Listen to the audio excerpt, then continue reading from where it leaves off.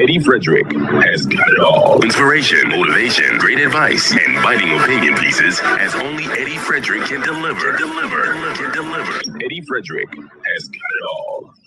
Welcome to Edification, made possible by the efforts of the Center for Democracy and Good Governance, CDGG. The Center for Democracy and Good Governance is a sound organization established to promote and strengthen democracy. If I take time and I write down all the things that I love on my island, best believe my list gon' be like 5 miles long.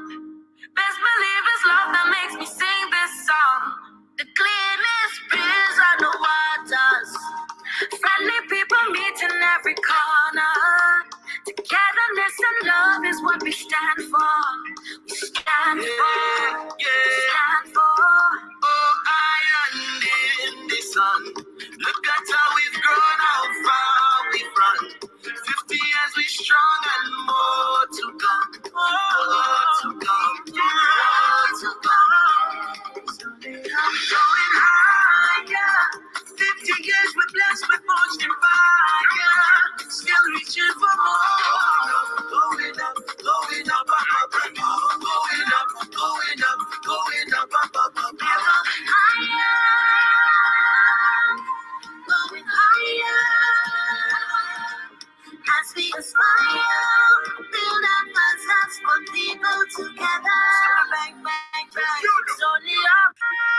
I want the best for my family, so every meal has to be perfect. Every bite has to say, There's no doubt in my mind that the best in frozen meats and vegetables has to come from the Country Cold Store. Hams, turkeys, sausages, beef, pork, chicken. I just don't know my family is in safe hands. Thank you, Country Cold Store, for being there for us for the past 40 years. There are some interesting specials available at Country Cold Store's Mini Mart while stocks last. Take advantage of these specials as they assist you to stretch your limited funds. The Country Cold Store, providing the best in frozen meats and vegetables since 1969. Attention all forward-thinking companies. Sure, you can do with a continuous positive boost to your image and impact your bottom line. If you think training is expensive, try not training and you will experience a perpetual downward spiral in patronage on account of increased dissatisfied customers. Take things into your hands and engage the best at motivation and customer care training with a tried and tested track record. Visit www.efrederick.com now and learn how you can change the atmosphere in your business and improve the customer experience for everyone who does business with you. Spice Island Beach Resort and Belmont Estate are two such local entities of world renown that have benefited tremendously from ongoing customer care, social skills, and motivation training. Training changes everything for the better for any business and every team member. Enhance employee performance through increased awareness and passion for the job at hand. Greater potential in your workforce awaits you through engaged, high-energy training that works. Log on now, www.efrederick.com. Eddie Frederick has got it all. Inspiration, motivation, great advice, and biting opinion pieces as only Eddie Frederick can deliver. Eddie Frederick has got it all. Oh, folks, welcome. And of course, it's a plum-pleasing pleasure to have you in the room again where we seek to be edified. And of course, I want to welcome you to our 249th edition, the final one for 2024, the year of severe challenges for so many of us. Yet we made it through.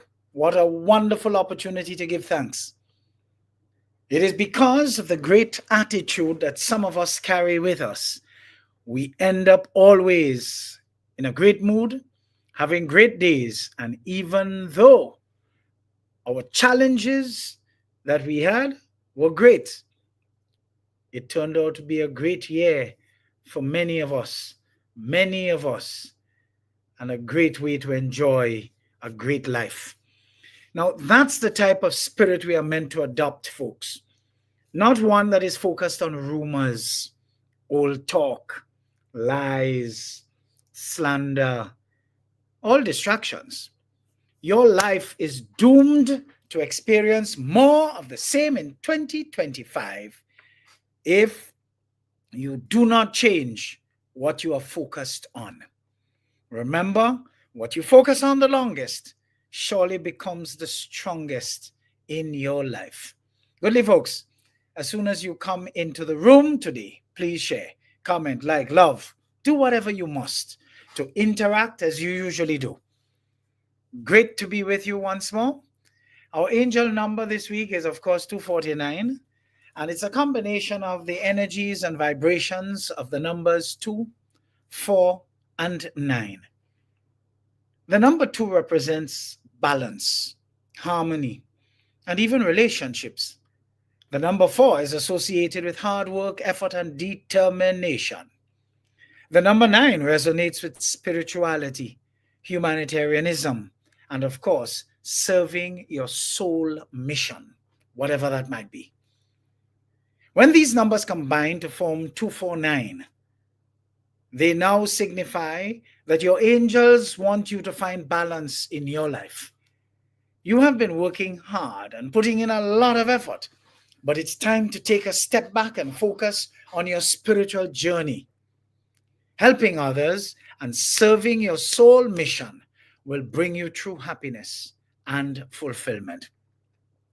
Folks, as I'm saying this, I wish you would reflect on your kindness, your kind spirit over the Christmas holiday.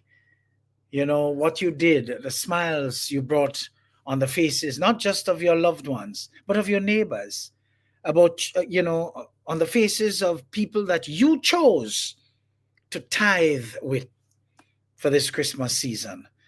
Of course, confidentially, whoever they are, that's your business. But I'm sure you did, as I have. This brings us to our topic for today, folks. Character speaks louder than anything anyone may think of you. Always remember that. Character speaks louder than anything anyone may think of you. Indeed, character defines a person far more than external opinions ever could. It is through our actions, integrity, and of course consistency that we truly reveal who we are, regardless of what others may assume or even say. You must recall me telling you that character is who you are, while reputation, which many tend to use interchangeably with character, is what other people think of you. But what others think of you is definitely none of your business. Always be reminded of that. People are often judged by appearances, assumptions, or external circumstances, but none of these truly define who we are. Our character, how we treat others, the values we uphold, and the way we handle challenges speaks more authentically about us than the opinions or judgments of others ever could. You see, we have to remember, people will judge you and come to their unfavorable conclusions from where they are at their own level of intelligence, or the lack thereof, education, or the lack thereof, jealousy, or the surfeit that they possess, envy, the surfeit that they may possess, malice, and of course the whole 9 yards. For this idea to be drawn from a personal experience or even a broader observation is a somewhat powerful combination. You see, personal experiences give authenticity to the reflection, while broader observations allow it to resonate universally. So someone's opinion of you does not have to become your reality. And that echoes a powerful sentiment often attributed to motivational speaker Les Brown. You see, this particular quote in particular, listen, emphasizes the importance of self-determination and, of course, resilience. It reminds us that while others may hold opinions about us, we have the autonomy to define our own paths and identities. Allowing external judgments to dictate our lives can hinder personal growth and fulfillment. By focusing on our own values and aspirations, we can build a reality that reflects our true selves rather than conforming to the expectations or perceptions of others. In a similar way, the quote, "No one can make you feel inferior without your consent," is often attributed to Eleanor Roosevelt.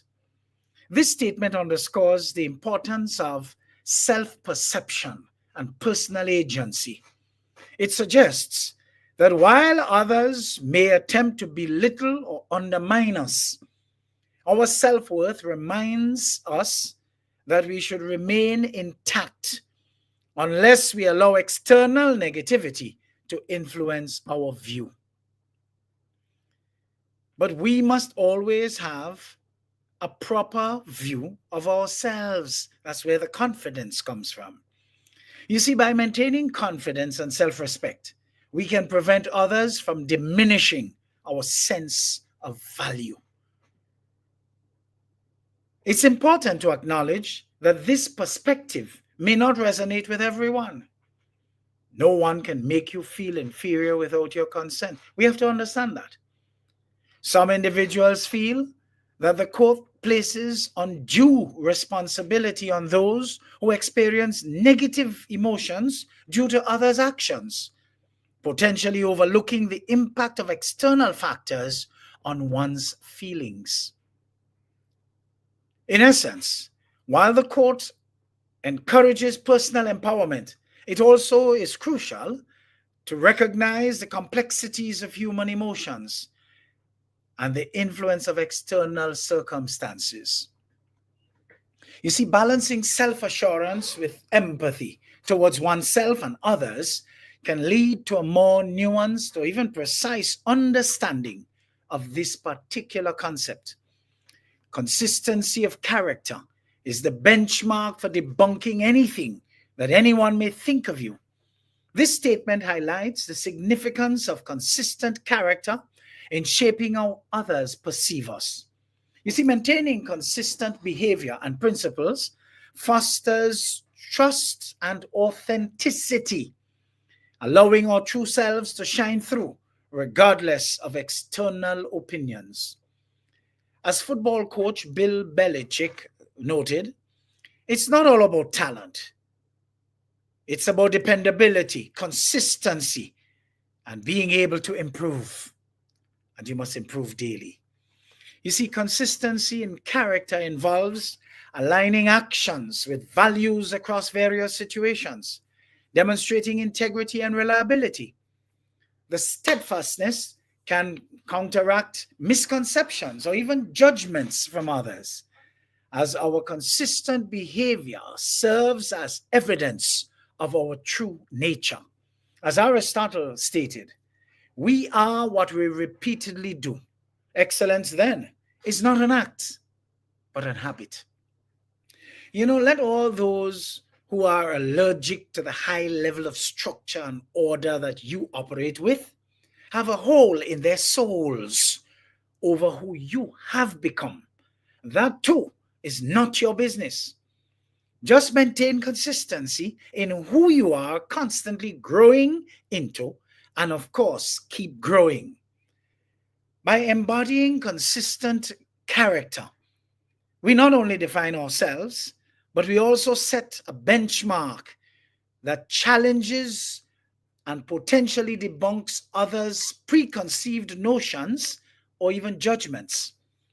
This approach empowers us to remain true to ourselves, regardless of external perceptions. So when people proceed to speak ill of us, all we've got to do is, according to Plato, live so no one will believe them. Remain consistent. This brings us to the place where we really ought to choose our friends wisely going forward. 2025 is a good time to start. We live in a world today where your joy can irritate certain individuals, and your hardships, oh man, can bring them joy. Believe it or not, Some of you have friends who fall in those categories. 2025, you should not go into 2025 with those friends. They have been dangerous to you in the past, and they will continue to be dangerous, just getting worse. There are those who smile at you, offer you anything, send messages of concern, messages of appreciation, call you by nickname or even pet name, but denounce you when you are not around. Grenada is full of people like that. Why do you think Grenada can't make much progress collectively? Because the energies of our people are not right. Believe it or not, that is a product of dunceness, that people could be skinning and grinning to your face, and as soon as you turn your back, that has to be dunceness, folks. As properly educated and socialized people are programmed to behave more sophisticated than that. You can just watch some groups and cut through the thick plumes of falseness among them. Those are the people who do not realize that we are really first spirits having a human experience. And those of us who are in touch with our inner higher consciousness and of course understand vibes, energy, and of course frequency can discern this from miles off about them. Too many of our people make up stories about people that they hang with and relay these false narratives to others who feel no need to doubt them because they are friends. What does that do? It causes them to run with the false narratives. In this world of selfish intentions, everyone is done out of self-promotion. Everything and everyone. Why? So be cautious about who you call friends going into 2025 and beyond. When last I checked, the word friend means a person with whom one has a bond of mutual affection, typically one exclusive of sexual or family relations. Friends, folks, are the family you choose. As we age, we should not care whether we will have people who we can call friends. We should care more about our own happiness and peace of mind. And that is precisely why the lesser, the better. So allow other idle adults, that talk nonsense about you. Let them talk. It doesn't matter what they say. It's not important. Focus on where you are and where you are trying to be. Everything else is irrelevant, and just expend your energies on taking care of you. Focus, in other words, folks. People don't understand what you want. People don't know what you've been through. If they wanted to know, they would ask you. If they didn't ask, it probably means what? They don't care. And if they don't care about you, you don't need to care about them either. They don't even have to exist for you. These are people who won't be in your life for too long anyway. The funny thing is, the narrative will change when you get to where you want to be. But the narrative will never change unless you are distracted by what they say.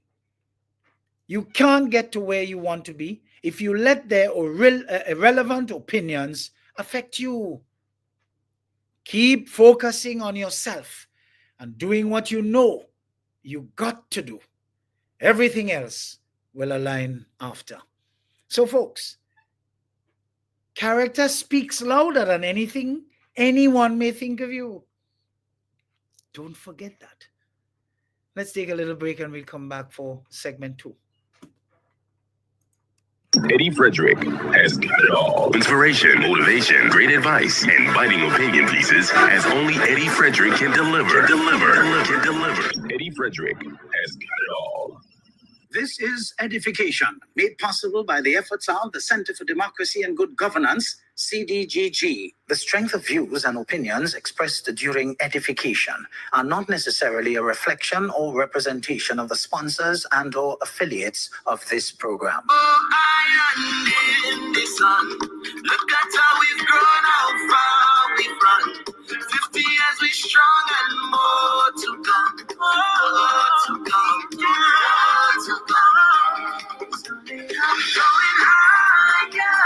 50 years we're blessed with much fire. Still reaching for more. Going up, going up, up, up, up, going up, going up, going up, up, up, up, Higher, going higher. As we aspire, build up ourselves, put people together. Bang, bang, bang, slowly up. Eddie Frederick has got it all. Inspiration, motivation, great advice, and biting opinion pieces as only Eddie Frederick can deliver. Deliver. Eddie Frederick has got it all. Wonderful, folks, wonderful. And of course, for those of you just joining us, welcome, welcome, welcome. And just a reminder that this is our ultimate, the last program for 2024. And of course, it's just a plum-pleasing pleasure to be with you again. And for all of you who are with us right now, thank you for your loyalty over the period so far. You've been just a wonderful, wonderful team. I refer to you as team because I think we are a wonderful team. So when you just joined the live, please hit the share button, comment, come on, interact. Let's get some interactions going here.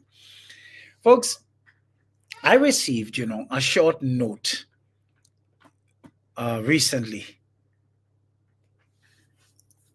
from someone who just loved the segment of my last edition, Edification 248. The chosen are usually the most hated, who evidently considered it a masterpiece. And I think I should share that note with you. Hey, Mr. Frederick, I really appreciate your candor during your weekly editions of Edification on Sundays, even though I do not get to view the live very often.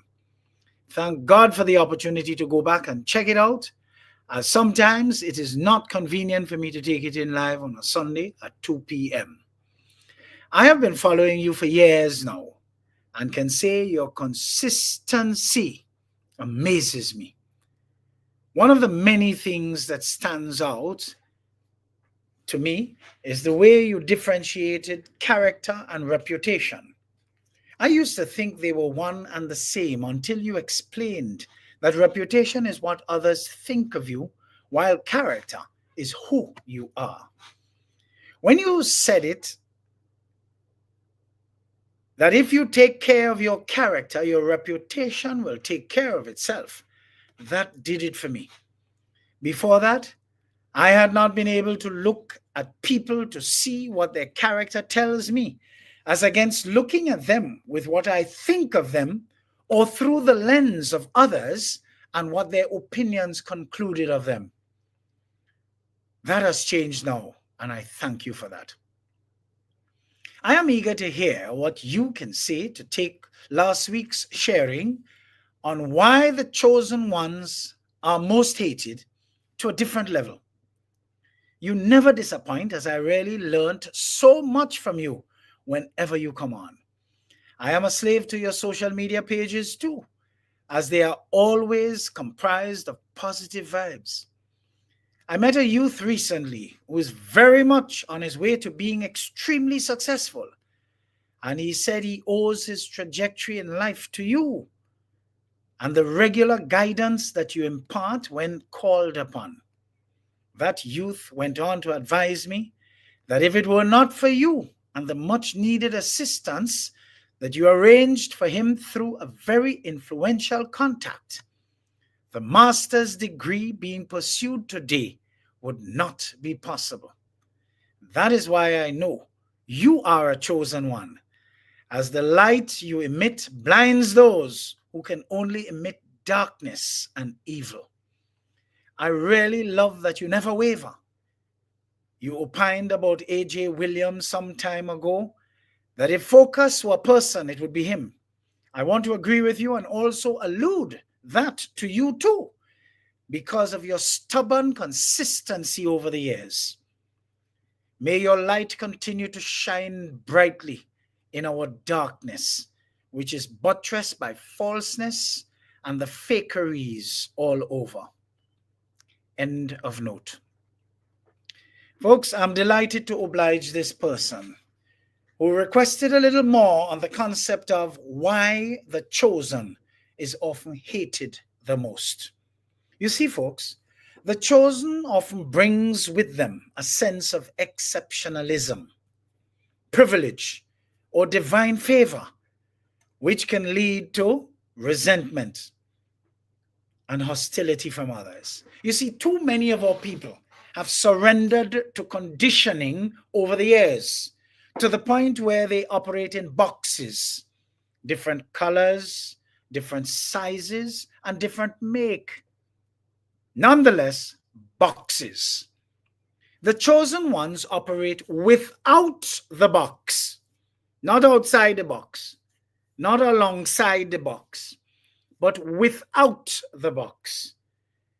And they get to experience their authentic self. There are several reasons why the chosen might be hated. 1, perceived superiority. You see, being chosen implies that a person or a group is set apart from others, often seen as superior in some way. This provokes feelings of jealousy, inferiority, and insecurity among those who are not chosen. Unfair advantage. When someone is seen as favored or chosen, it may appear that they have access to resources, opportunities, or even power that others don't. This perceived imbalance can lead to feelings of injustice and anger. What about fear of exclusion? People naturally want to belong. And when a group is deemed chosen, others may fear being excluded or marginalized. This sense of being left out can breed resentment. My inner circle is tight, and there are people I know who wish they could be a part. But that is not to be, because it is rare to find the assortment of well-meaning individuals who are in it currently. And folks, it took years. Misunderstanding and mistrust. You see, often the chosen are misunderstood, with their intentions or even position misinterpreted, and most times deliberately. That lack of understanding can lead to fear and hostility. Historical or chosen or cultural tensions, folks. You see, in many cases, groups or individuals who are considered chosen have faced long-standing historical, social, or even religious tensions that contribute to animosity. For example, a certain religious or ethnic group labeled as chosen may be targeted because of deep-seated prejudices. So in essence, the chosen are often hated because their perceived status sets them apart, creating envy, fear, and mistrust in those who feel excluded or threatened by their position. I trust that this additional spin on why the chosen ones are most hated finds satisfaction in the person requesting more. On another note, why does it seem, folks, like the worst fire to receive is friendly fire? You see the phrase friendly fire? That phrase refers to accidental attacks on one's own forces, typically during military operations. Friendly fire is also to be considered mindless aims at members of your own forces and team members in the name of being truthful, which gives the enemy ammunition against your troops. You see, friendly fire is often perceived as the worst kind of fire for several reasons, both practical and emotional. In combat or any group effort, teammates are expected to protect and support each other. When harm comes from your own side, it violates this fundamental trust, creating a profound sense of betrayal, even if the act was unintentional. You see, knowing you were harmed by those who are supposed to have your back makes the experience more painful, as it undermines the bond of solidarity.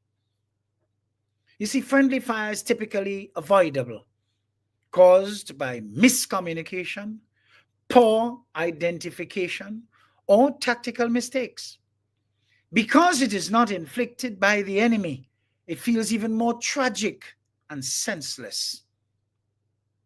If a mistake causes soldiers to fire on their own, the resulting injuries and deaths are not linked to enemy combat skill, but to internal errors, making it feel like a preventable loss. You see, friendly fire can demoralize individuals and units. Trust within a group may weaken as individuals question their safety, leadership, or even team competence. A lack of unity in critical situations can make future cooperation much, much harder. Survivors may struggle with feelings of anger, guilt, or confusion, especially if they accidentally inflicted harm on their own comrades. You see, being harmed by your own side carries an emotional weight that goes beyond physical injury. For the victim, it feels more unjust, while those responsible often bear intense guilt and shame. In war, soldiers may carry lifelong trauma for mistakenly hurting their fellow soldiers, even if it was an accident. You see, friendly fire highlights a tragic irony. The very people and systems designed to protect you can cause harm. This makes it stand out as particularly devastating, both in war and metaphorically in life. Example, being hurt by friends or allies. Friendly fire is seen as the worst type of fire because it strikes at trust, feels preventable, and carries a deep emotional and psychological impact. It is not just the physical harm, but the betrayal of expectations and relationships that makes it so devastating. We see friendly fire in social gatherings, where people use the occasion of a few drinks to say things that they know would hurt, but pass them off as jokes under the guise that they're drinking. In other cases, you see the smiles and hugs and kisses when greetings happen between people, and as soon as one turns his or her back, the others start an uncomplimentary conversation about that person they just hugged and kissed. You might be in an organization that needs all the help it can, all the help it can garner from you. In your private life, you are a success, And that is precisely why you were included to assist with the transformation of the functions of that organization. Yet for all, you will meet with absolutely no cooperation or very little, if at all, because of the deep-seated envy some members feel for you and your success, coupled with your focused structure, which many of them are not accustomed to. They start to pull the card that they were there long. You just come and you ain't going to tell them what to do. And of course, nonsense like that. Interestingly, that same organization is not growing and not going anywhere with those same people who were there all along. But they embark on their friendly fire, shooting at their own, and still want to win. Folks, doesn't that sound familiar to you? Hello? Doesn't that sound familiar to you? In Grenada, it is easy to look at folks in just a picture, just a photo, far less in reality, and the friendly fire can be discerned among them. Character speaks louder than anything anyone may think of you. Always remember that, folks. And that is why I said, remember last week, for God so loved the world that he never sent a committee. And I ain't going on none. Because the level of hypocrisy in Grenada, the plumes are so thick, you can cut through them. Let's take a little break and we'll come right back with some more. Eddie Frederick has got it all. Inspiration, motivation, great advice, and biting opinion pieces as only Eddie Frederick can deliver. Eddie Frederick has got it all. This is Edification, made possible by the efforts of the Center for Democracy and Good Governance, CDGG. The strength of views and opinions expressed during edification are not necessarily a reflection or representation of the sponsors and or affiliates of this program. Oh, island in the sun. Look at how we've grown, how far we've run. 50 years we strong and more to come. More to come. More to come. I'm going higher.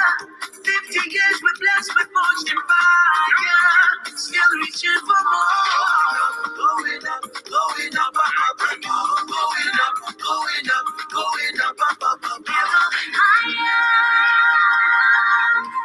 Going higher. As we aspire, build up us one people together. Bang, bang, bang.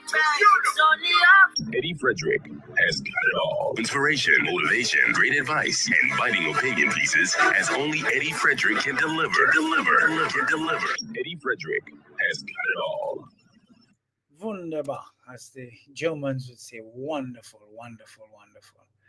So, folks, for those of you just joining, welcome. Please do the honorable thing. Share, comment, like. Let's interact. Let's get the situation going here. Of course, welcome back. 2025 is around the corner. I wonder what is in store for Grenada under the Deacon Mitchell administration, which is never stronger than it is today.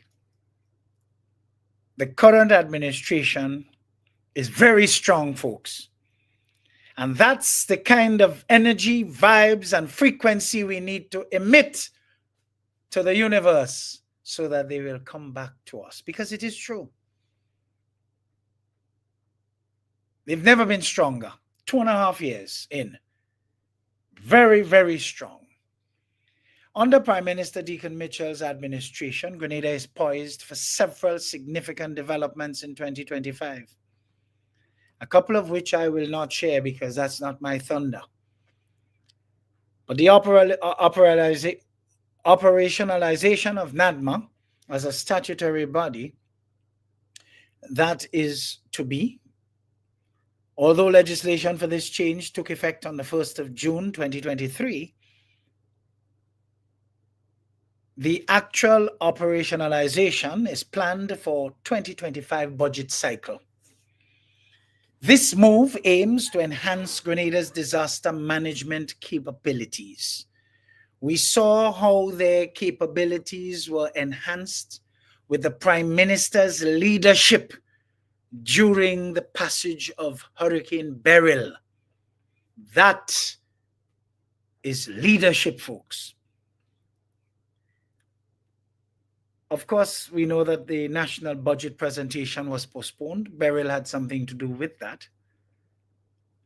But the government has announced that 2025 national budget presentation will be postponed to early 2025, either January or February. The date has not been sealed yet.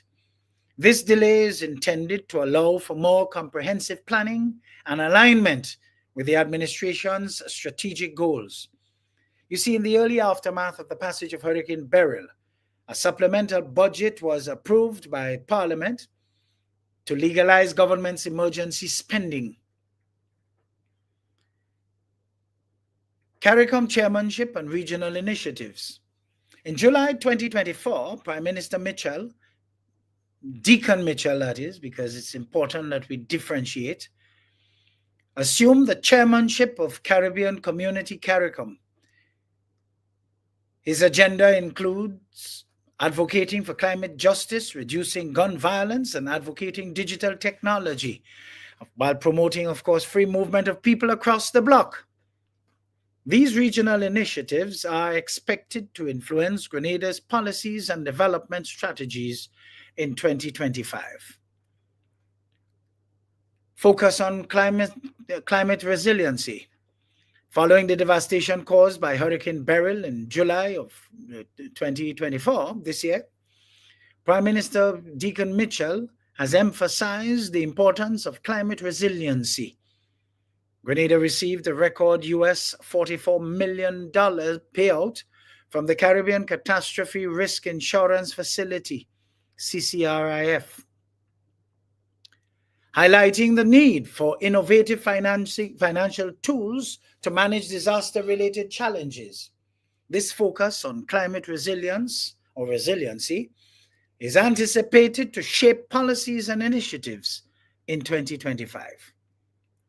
The developments indicate a year of strategic planning and implementation aimed at strengthening Grenada's infrastructure, economy, and regional partnerships under Prime Minister Deacon Mitchell's leadership. Will there be a general election in 2025 in Grenada? Grenada's next general election is not constitutionally due in 2025. The last general election took place on the glorious day of June 23rd, 2022, when Prime Minister Deacon Mitchell and his National Democratic Congress, NDC, won a majority. Grenada operates on a 5-year parliamentary cycle, meaning the next general election would typically be due by 2027, unless an early election is called. There has been no indication from the current administration that an early election is planned for 2025. However, political climates can shift, so it's worth monitoring official announcements for any updates. Nothing is cast in concrete.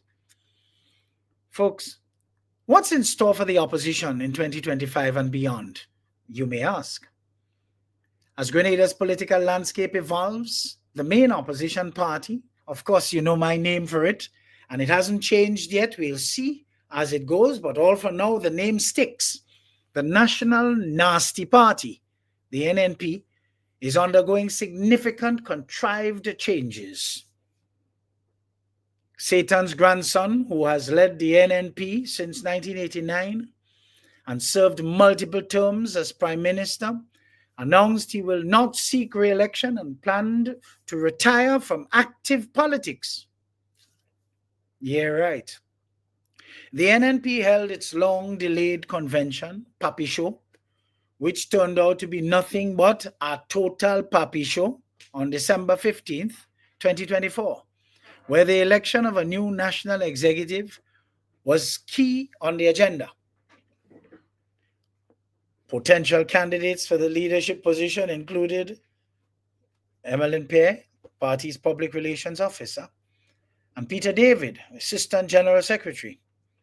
The latter withdrew his candidacy on the grounds of irregularities and manipulation by Satan's grandson. With no general election scheduled for 2025, the National Nasty Party ought to be concentrating on rebuilding and rebranding. Don't even know if that's possible. The party will likely focus on revitalizing its image and policies to appeal to the broader electorate. This may not be possible if Satan's grandson continues to be the mouthpiece of the party with his vitriolic rhetoric and lies, and of course, inferior lolly drain rants. You see, crafting policies that address current national issues to effectively challenge the ruling National Democratic Congress in future elections while moving away from projecting all their misdeeds of the past on the new administration.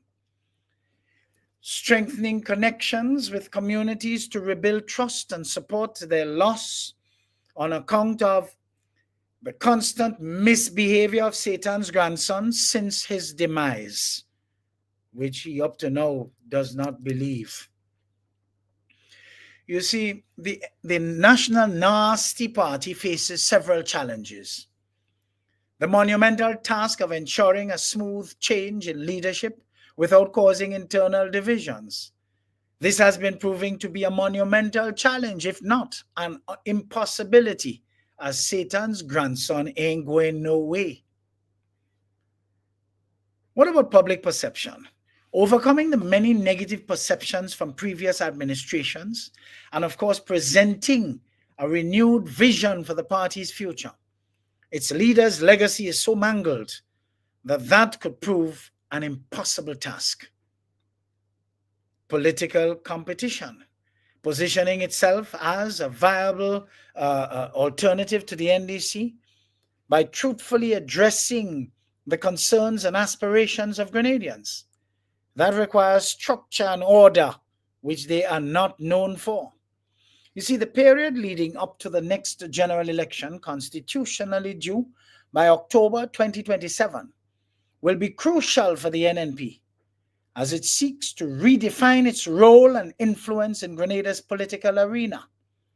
But coming from the Lali drain, where its expired leader, now chairman, takes it with his inferior rhetoric and lies, will be difficult, as too many people have lost regard and respect for him and thus the party.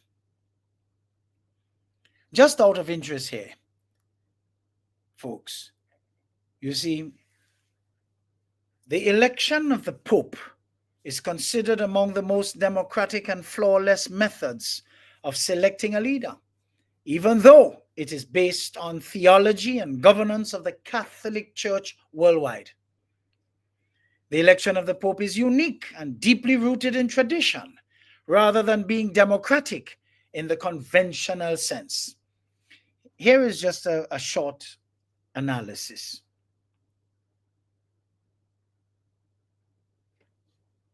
There is inclusivity among cardinals. The electors or cardinal electors represent a global church coming from diverse nations and backgrounds. Majority rule. 2/3 majority is required to elect a pope, ensuring a broader consensus. There's some limitations. Restricted electorate. Only cardinals under the age of 80 can vote, significantly limiting participation compared to universal adult suffrage. It can be adjudged a non-transparent process. The conclave is conducted in secrecy, and the reasoning behind votes is not disclosed to the public. But I alluded to it being considered a flawless method. Let's question that.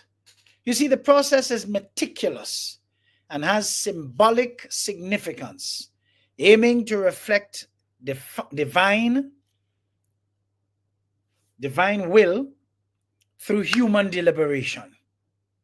However, calling it flawless may not apply, since it is shaped by theology and tradition rather than universal democratic principles.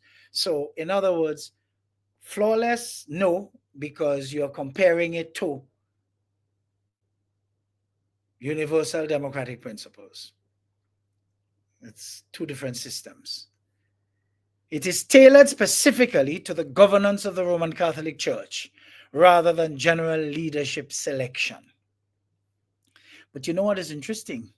The Muslims give it a second look, as they feel that because of the level of education of each cardinal, they are capable of representing the church's flock from the various corners of the world. And therefore, the decision made through their choice, their educated choice, will be an informed one. Hello? This is as against the mess that is usually made with the one man, one vote method, where in modern times, votes have been reduced to a transaction, as people tend to vote for what they can get, as against being focused on the best team to take the entire nation collectively forward. And that is precisely why I continue to state that democracy presupposes its participants are intelligent. It is my humble submission that when the people are not sufficiently educated and thus not sufficiently intelligent, they should not be qualified to participate in the democratic process, because they reduce it to nonsense, as we have seen mostly between 1995 and 2022. Folks, character speaks louder than anything anyone may think of you. Always remember that. Always remember that, folks. Let's take a little break and we'll come back with our fourth and final segment. Eddie Frederick has got it all. Inspiration, motivation, great advice, and biting opinion pieces as only Eddie Frederick can deliver. Eddie Frederick has got it all. This is Edification, made possible by the efforts of the Center for Democracy and Good Governance, CDGG. The strength of views and opinions expressed during edification are not necessarily a reflection or representation of the sponsors and or affiliates of this program. Oh, island in the sun. Look at how we've grown, how far we've run. 50 years we strong and more to come. More to come. More to come. I'm going higher. 50 years we're blessed with fortune and fire. Still reaching for more. Going up, going up, up, up, going up, going up, going up, up, up, up, up. Higher, going higher. As we aspire, build up ourselves, put people together. Bang, bang, bang. Slowly up. Eddie Frederick has got it all. Inspiration, motivation, great advice, and biting opinion pieces as only Eddie Frederick can deliver. Eddie Frederick has got it all. Wonderful, folks. Let us just switch gears here for a bit. Well, even before I do that, welcome to those of you who are late. I'm seeing some latecomers. Welcome. It's better late than dead on time. Always remember that. So we're happy to have you. As soon as you come in the room, you know what to do. Hit the share button and let's get the show on. Now, let us switch gears here, as I said, in an attempt to understand the mind of a con artist. Grenada has had its fair share of con artists as leaders, with the most recent one dominating from 1995 to 2022 for the most part. Join me as we delve into the motivations, techniques, and psychological traits. Here's a closer look. You see, con artists excel at exploiting emotions, trust, and weaknesses. They often use charm and fake charisma to gain their victims' confidence. They exhibit a diminished capacity to feel guilt or remorse, allowing them to deceive others without hesitation. So what does that mean? They lack empathy. They craft convincing lies and schemes. Requires quick thinking because they have it, adaptability and resourcefulness.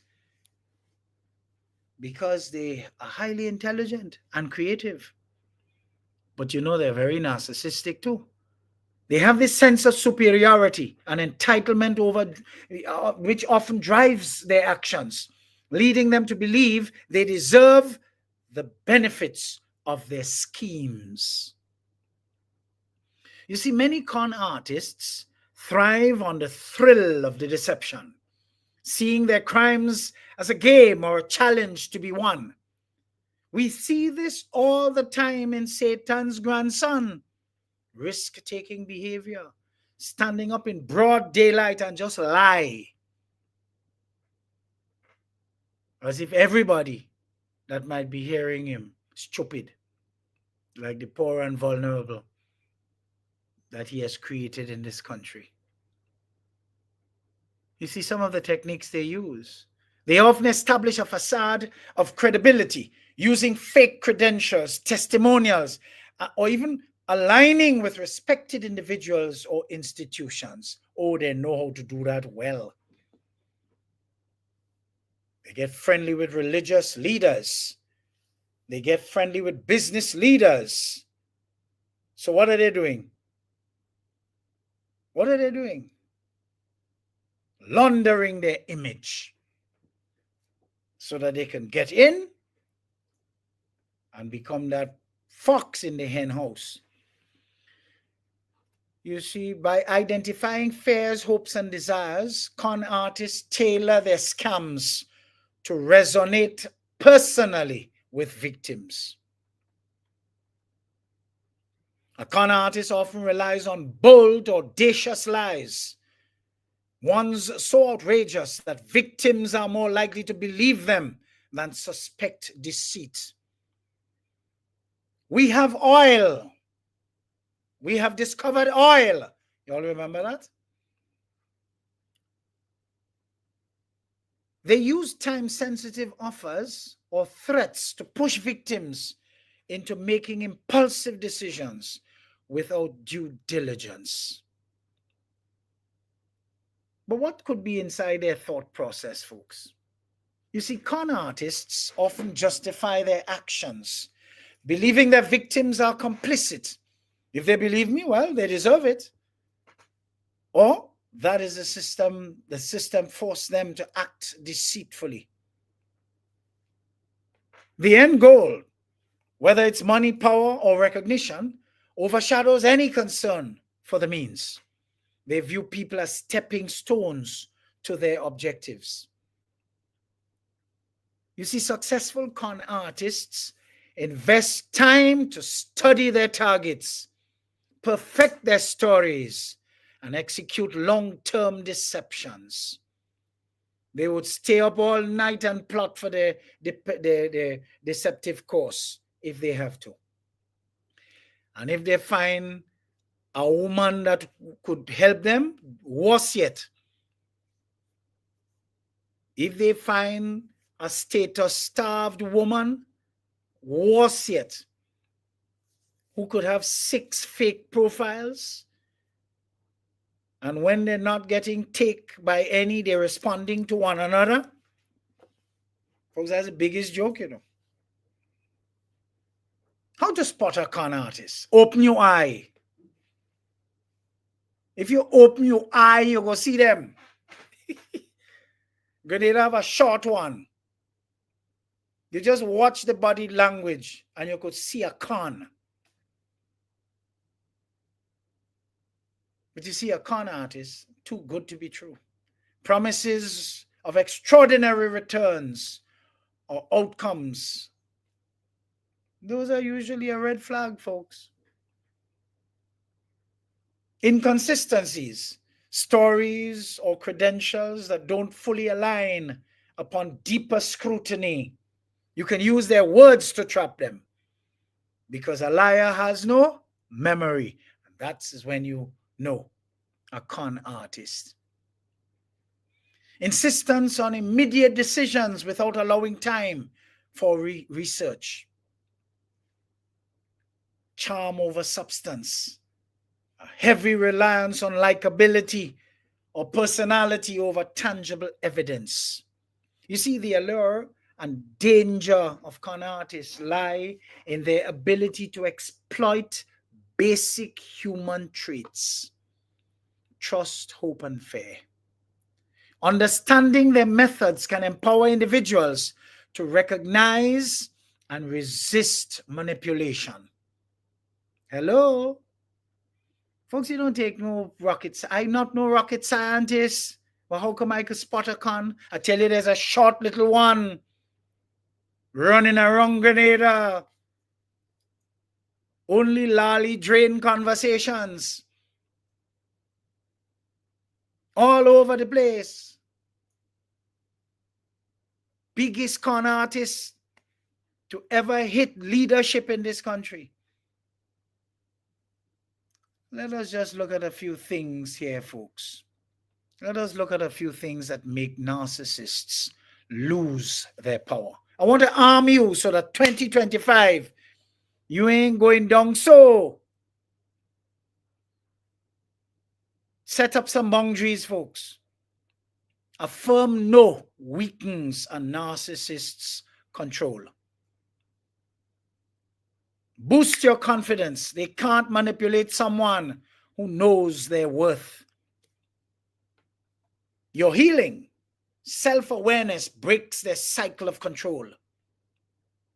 Your independence, thriving without them, terrifies them. Your silence, they can't twist what you don't give them. Your indifference, when you stop reacting, oh, they lose supply. Your self-love, loving yourself, makes you immune to their criticisms. Your support system, surround yourself with positive people. That weakens their influence. Your emotional intelligence, recognizing their manipulation, renders them powerless. Your assertiveness, standing up for yourself, takes away their power.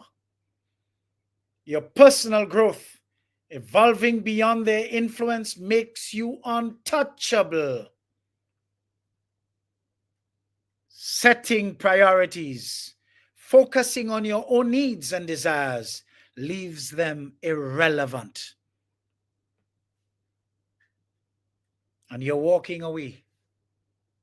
Leaving the toxic relationship behind is the ultimate rejection of the power of a narcissist. Aren't these things powerful, folks? Reclaim your power now and watch their games fall apart. Go into 2025 armed so that nobody could take you and play no fool with you anymore. Folks, as I wind down here today, the ultimate program for 2024, I picked up something by Dr. Ramani Durvasula. I follow her. She is just a ball of fire. Let me just give you a little background of her.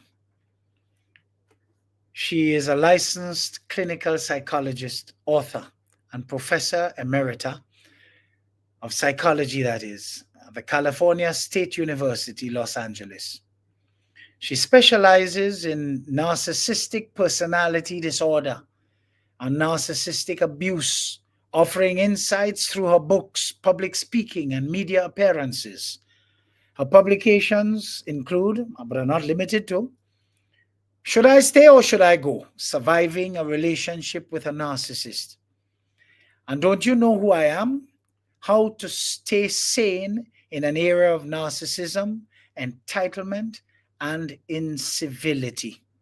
Dr. Ramani also shares educational content on her YouTube channel, Dr. Ramani, R-A-M-A-N-I, where she discusses topics related to narcissism and mental health.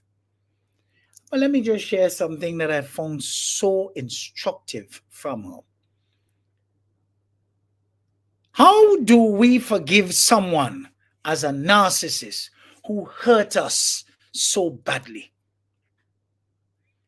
Dr. Ramani Durvasula was actually explaining this to Lewis Howes, both of whom, as I said, I follow. She said, maybe you don't. No one ever really feels that they have to forgive someone for hijacking their soul. I cannot for the life of me see where there could be forgiveness for that. The pressure to forgive has led some people to feel guilty their whole lives because they felt the need to prematurely forgive. There's a really interesting body of literature out there that suggests that we forgive someone who re-perpetrates and significantly harms the well-being of the forgiver. So all of our research, forgive and you'll feel better. Forgive. You'll feel yourself. You'll free yourself. Not so much, because not everyone leaves these relationships. Some people continue to have contact with the family members. They continue to stay in the relationship. They may not have a choice. Not everyone can leave. This is not as simple as you're narcissistic, so I'm leaving this relationship. That's not how it works most of the time. It's, I've got this really toxic parent I still have to interact with. I have a really toxic ex-partner, and we still have to raise kids together. I have a toxic marriage, and I'm staying in it. Right. And so, these are people who have broken people down to their core, left them feeling like they are not enough. They are worthless, not knowing who they were anymore, doubting their reality. Is that forgivable? She asks. I'm not so sure. And so Dr. Ramani says she will forgive. She will always, tell everyone that she works with. This is a personal decision. It is not right to forgive. It is not right to not forgive. It is not wrong to forgive. It is not wrong to not forgive. You have to do what makes you whole. If you look at the definition in the dictionary, it says it is to cease to feel resentment. Let it go and cease to feel resentment. You did not forgive if you do not cease feeling resentment for them. Resentment does not push forward healing. There's one more place where people are forced to be inauthentic. I can think of several narcissistic people in my life. Some of them I am no longer in contact with, and others I am.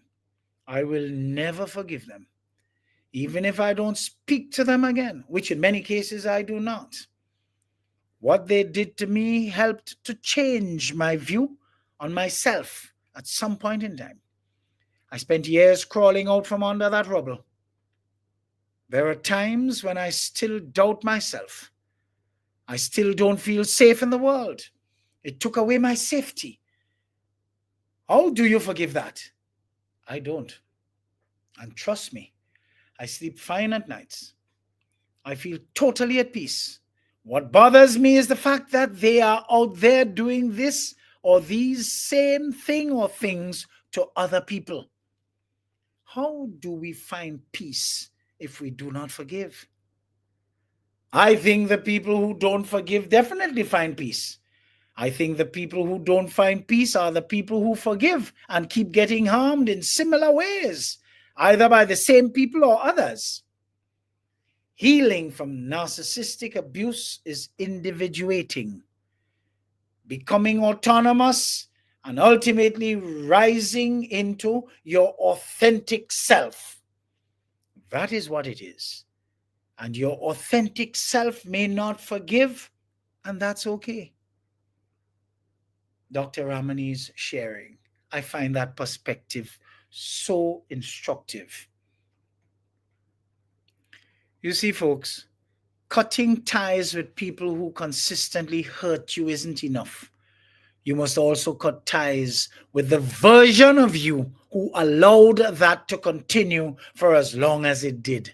You want me to repeat that, folks? Cutting ties with people who consistently hurt you is not enough. You must also cut ties with the version of you who allowed that to continue for as long as it did. For the art of being wise is knowing who to ignore, what to overlook, where to leave things, when to move on, and it's all necessary. Watch your circle, folks. Keep it as tight as ever, because bad vibes will attack you through people you think love you. I'm going to share this with you because I think this is important for you to have for posterity as you instruct yourself to do some changes, some transforming for this new year, because this new year requires us to change. One last advice. We want you to set some boundaries, folks. Set boundaries. And how do you set boundaries? By being aware of what is unacceptable and normalize saying no. Do what is best for you. And know that things are not your responsibility all the time. Your needs matter too. And you know what is interesting? If I read that for you again, you'd realize that the beginning of every stanza is a letter that forms the acronym boundary. Being aware of what is unacceptable and normalize saying no. Do what is best for you and know that things aren't your responsibility all the time. Your needs matter too. I'm going to share this also with you so that you are instructed while you are reflecting and inflecting to become that transformed person that you deserve going forward. May 2025 bring you transformation in both your personal and professional lives. And for those of you who have made up your minds to be the same and treat 2025 as a continuation of 2024, may you receive all that you crave. Folks, I am in, I am out, and I'm gone. I want to thank you for joining. Continue to share. See you next week, next year, at the same time, same place, for more extraordinary programming. Until then, stay safe, stay well, remain vigilant, stay lifted, and try to get some focus, folks. You can find me on Facebook, Instagram, LinkedIn, Twitter, and YouTube. Just type in my name, Edward or Eddie Frederick. Subscribe, like, and share. And be prepared to receive your multivitamins, your mental multivitamins, that is, straight up as I deliver them. So take good care of your wonderful selves. Have a good one. Have a good one. And much, much love to all of you. Thanks for your loyalty, for your support over the period 2024. And let's go with renewed life, renewed vigor into 2025. Peace and blessings, folks. Peace and blessings. Eddie Frederick has got it all. Inspiration, motivation, great advice, and biting opinion pieces as only Eddie Frederick can deliver. Eddie Frederick has got it all. This has been Edification, made possible by the efforts of the Center for Democracy and Good Governance, CDGG. The Center for Democracy and Good Governance is a sound organization established to promote and strengthen democracy. If I take time and I write down all the things that I love on my island, best believe the list gon' be like 5 miles long. Best believe it's love that makes me sing this song. The cleanest breeze on the waters, friendly people meet in every corner. Togetherness and love is what we stand for. We stand for. We stand for. Oh, island in the sun. Look at how we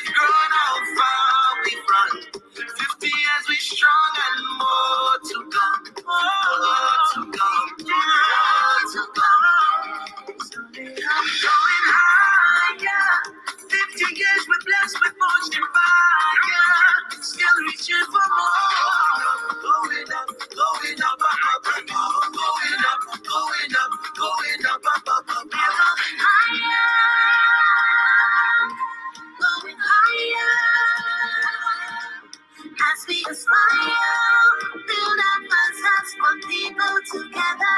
Bang, bang, bang. Slowly up. I want the best for my family, so every meal has to be perfect. Every bite has to say, There's no doubt in my mind that the best in frozen meats and vegetables has to come from the Country Cold Store. Hams, turkeys, sausages, beef, pork, chicken. I just know my family is in safe hands. Thank you, Country Cold Store, for being there for us for the past 40 years.